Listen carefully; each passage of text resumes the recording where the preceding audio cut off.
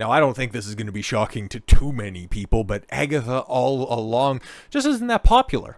There's one more week to go, and it could really hook people in the final 2 episodes, which, again, just how stupid Disney and Marvel is at this point in time for, A, releasing this abomination, but not timing this out appropriately so you can have your conclusion a day before Halloween, or hell, you control the entire release schedule. Just release it on a Thursday so you can have your finale on Halloween. But no, they did the dumb thing of having a 2-episode premiere and a 2-episode finale, and still, it ends up somehow being the second worst performing show with a coven of lesbian witches. Bro, you had to try to be less relevant than The Acolyte. I honestly don't know if it's worse than The Acolyte, though, mostly because nobody cares about this. It's crazy. Because you went from everybody saying, oh, Marvel's back, oh, this is peak Marvel, the MCU has never been better with Deadpool and Wolverine, and its follow-up being Agatha. Ugh.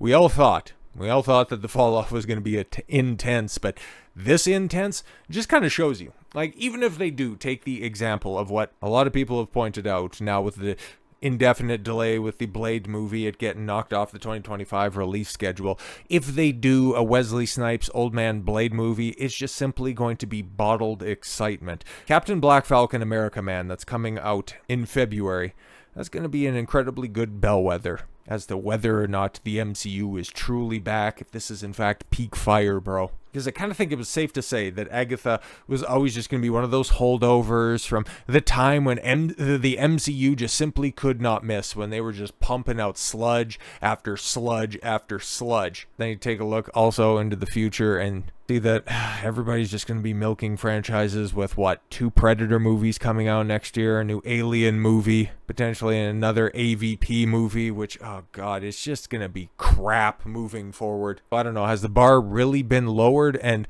Agatha found new and interesting ways to even go under that? Who knows? Or is this just simply an omen for things to come? But Nielsen data reveals that Marvel Studios' Agatha All Along premiere performed worse than The Acolyte. Oof. Data tracking and analytics firm Nielsen most recent data revealed that the premiere of Marvel Studios' Agatha All Along series performed worse than Leslie Headland's The Acolyte. Ugh, yeah, because now we finally have the more wide-reaching data from Nielsen, as opposed to the more segmented numbers from Samba, which actually I'll pull up right here because we have the newest numbers from October 7th through the 13th. And as you can see, well, there's one superhero adjacent property that's on there, and that's once again in the #1 spot. To hear nothing but great things from the Penguin. Still not going to watch it, but a lot of people are apparently.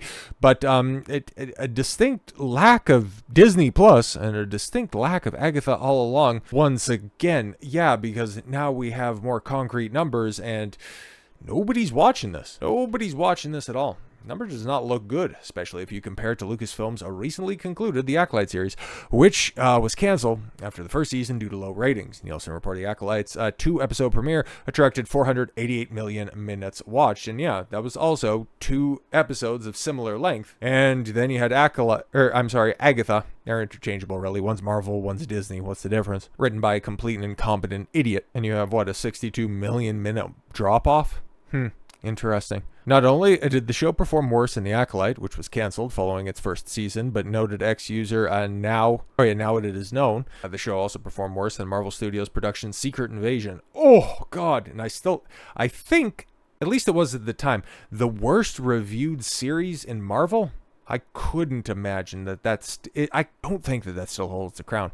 There's been so much more crap since then, which attracted 461 million minutes watched in its debut episode. Yeah, of note, the single episode premiere had just 53 minutes of total runtime compared to Agatha All Along's 80 minutes of total runtime for the first 2 episodes, which I think is, that might actually be longer than The Acolytes as well. As Now It's Known points out, the show appeared to have performed slightly better than Ms. Marvel, which again isn't a high bar. The show only received 249 million minutes viewed with its debut episode. If you did the simple runtime calculation by dividing the total minutes watched by the runtime, Miss Marvel had 5.2 million views, while Agatha slightly more at 5.3 million views. Yeah, so congratulations, Agatha. You are in fact the tallest midget.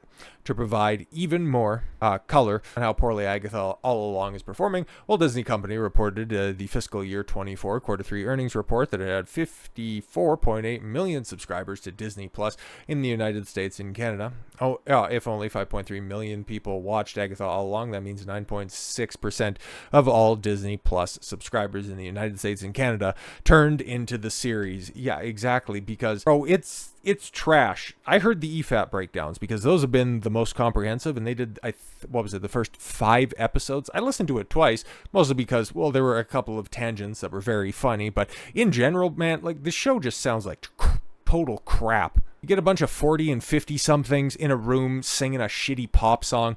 You get a bunch of single women sitting around drinking wine. Like, who is this for? Like, you wanted to make a show for women, written by women. The women that you're trying to attract with that idea don't watch superhero films. Don't watch shitty Marvel TV shows. They're watching reality TV shows about celebrities living lavish and fantastical lifestyles with minimal talent. They don't care about the backstory or the mystery behind how a side character gets her powers back. They don't give a shit about any of that stuff. They'd rather know what Mormon wives are doing in their off times, or how a Kardashian's face recovers after plastic surgery. It's a show written by an idiot for no one. Case in point, Agatha All Along showrunner, the same showrunner who, when she was writing WandaVision, by the way, had no idea who Mephisto was, says she changed Billy Maximoff's origin story because she had no patience for his original comic book story. Hey, I'm writing a comic book story, but I have no patience for the source material. Yeah, these are the people that Marvel hired. Apparently, they got rid of a lot of the activists most recently, and this, along with Ironheart, which Prepare Your Butts is supposed to come out next year sometime. We don't necessarily have a date, and we also don't have a release structure laid out. Is it going to get the Echo treatment, or is it going to get the weekly treatment? Based on the reception to Agatha, I'm kind of imagining that this is going to end up getting the Echo. It's a Marvel Spotlight production. Yeah. We'll just go ahead and shit it out in a single day. You can sit down and watch it. We'll edit it to hell and back, and yeah, it'll just be totally forgettable. Because you remember Echo? Nobody does. But it came out, like a week into the year, and nobody's mentioned it at all whatsoever. It's not gonna... I would be hard-pressed for anybody with how many bombs and how many catastrophes we had this year. At the end of the year, in the next couple of months, when people do the worst of 2024, nobody's gonna even mention Echo, because it was that bad, but it was that long ago. It came out and it was already forgotten in a shorter amount of time than the series' entire runtime. I similarly think that this will ultimately be Agatha's legacy, even if they end up passing the baton from this onto a Vision series that's supposed to begin production very shortly. Because this is supposed to be, right, between WandaVision, Agatha All Along, and whatever they're going to call the Vision show. This right here, Agatha All Along, is supposed to be the second part in that Marvel TV trilogy. So it's going to have a legacy, like it or not. It'll just be interesting to see when that Vision series comes out, how much of their history they're going to respect, especially when it's written by a moron, as practically every fan of the founding Young Avengers member has at this point discovered when the Marvel Cinematic Universe's version of Billy Maximoff made his post-WandaVision return in Agatha All Along. He did so with an origin story that deviated significantly from his comic book counterpart, and according to the series showrunner Jac Schaffer, an idiot, this change was made, simply put, because she personally had no patience for the hero's source material history. Great. The most obvious reveal of all time, episode 6 of Agatha All Along, is revealed that the young man accompanying the series' titular witch, was played by Joe Locke, and heretofore and known vaguely as the Teen. Yeah, exactly. He was a fangirl of Agatha until he wasn't, and then he became, oh my god, it's Wiccan, and then episode 7, oh my god, Aubrey Plaza's Lady Death. Cool. She would have been really important had she been introduced prior to Thanos coming in, but now it's kind of like bringing in Adam Warlock. Like, you bringing in characters that were important to the Infinity Stones saga at a point in time where they're really no longer relevant to the stories that you're telling. Doesn't mean that you couldn't do something interesting with them. It's Marvel in a post-Endgame world, and, well, I haven't done anything interesting with any of the characters.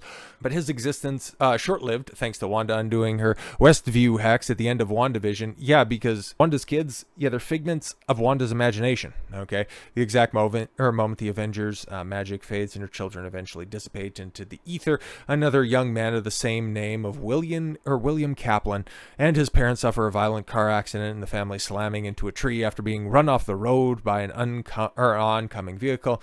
Barely clinging to life following the crash, William ultimately succumbs to his injuries and his heart stops beating before his parents can find help.